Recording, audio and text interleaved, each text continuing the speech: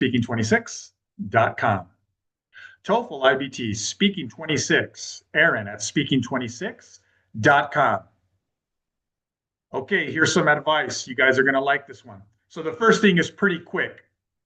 I've heard a lot of people say stress when it will behoove them to say emphasize instead. Here are two examples. Yeah, the teacher was stressing how important it is to practice the speaking questions daily, even if it's only a little bit. Daily is very important. Versus, yeah, the teacher was emphasizing how important it is to practice the speaking questions daily. Stress versus emphasize. Emphasize is better because when you say stress, the first thing that comes to my mind is not the synonym of emphasis. When you say stress, the first thing that comes to my mind is negative feelings, bad emotions, psychological difficulty. So say emphasize instead of stress, and never run the risk of somebody being confused or that get a higher score on language use. Say emphasize instead of stress to get your 26 on TOEFL iBT speaking faster. Okay, that was the first thing I wanted to tell you. Now here's the second thing.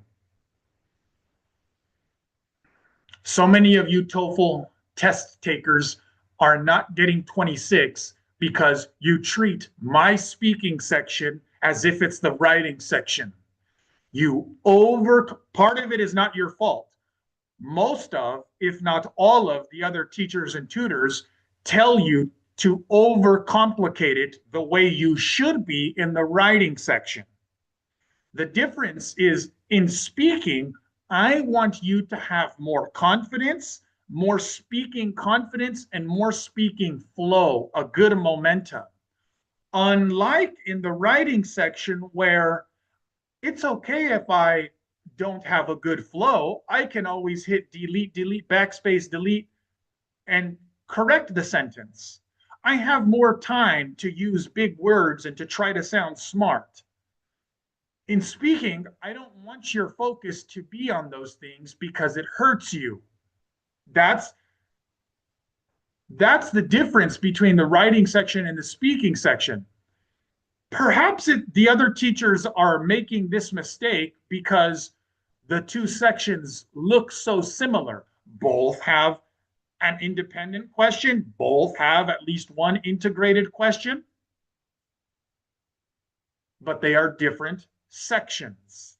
Therefore, our strategies should be different. So many of you guys, you're more focused on trying to sound smart during speaking instead of letting it come out naturally. You have the ability to score higher, but you, for years, have been told by teachers you haven't been corrected. Okay, here's an example of a pharmacist this week. She never, ever says the word make, M-A-K-E. Never. On multiple different days, on very different question topics, instead of saying make, she will say generate. Her energy and focus goes towards always trying to use the biggest synonym instead of the ideas, instead of developing the topic and progressing the ideas. She's wasting brain power. We all have a limited amount of attention that we can focus on, that we can put our attention towards and focus on things.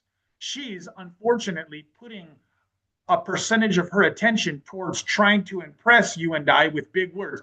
It would be like if I told myself, hey, Aaron, don't ever say the word big, B-I-G. People won't think you're smart, Aaron. Instead, for the rest of your life, never use the word big. Instead, use the word humongous every time.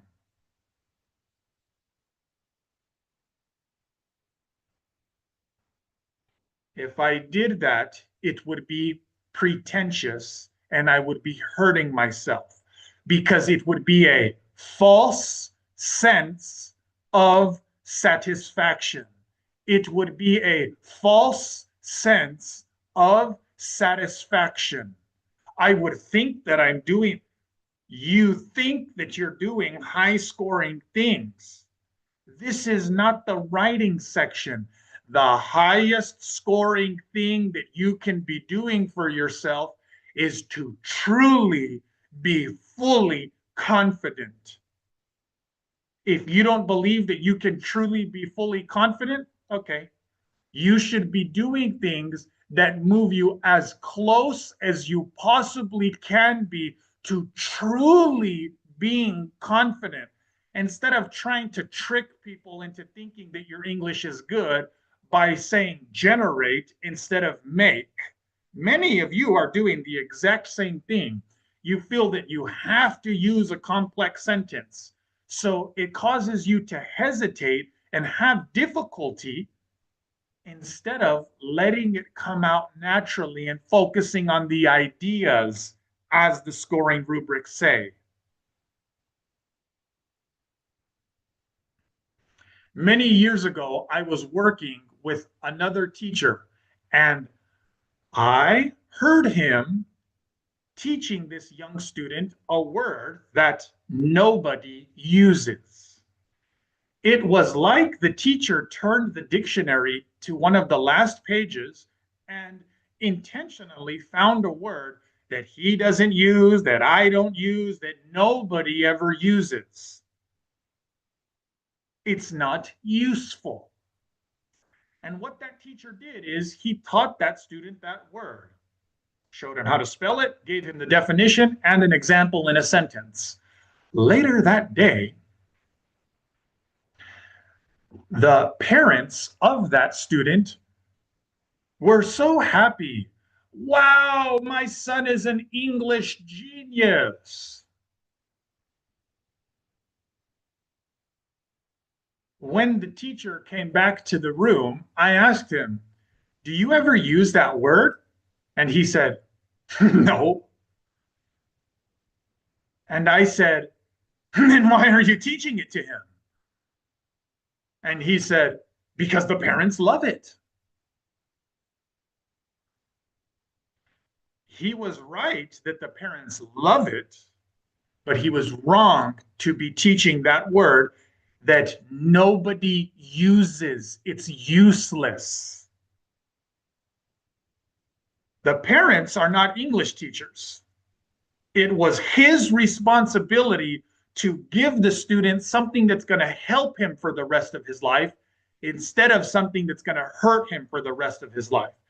That student just got positive reinforcement, praise from something that's going to hurt him.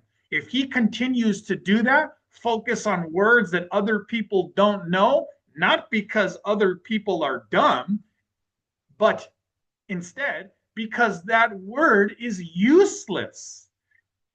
The more that that student focuses on that, the less effective overall he is going to be, because he's going to be putting his energies and attitudes towards things that are less important. He's going to be focused on being pretentious instead of truly sharpening his skills, instead of truly increasing his confidence.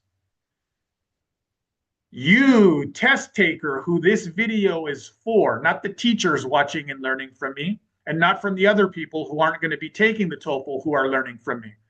You TOEFL test takers who this video is for, remember what I said about the difference between the writing section and my speaking section. You want to have more real confidence? You want to have a better flow and momentum in your speaking answers? Stop trying to impress people. Save that for the writing section. In the speaking section, be natural, like I have been during this whole video. It's the speaking section. It's not the writing section. It's the speaking section.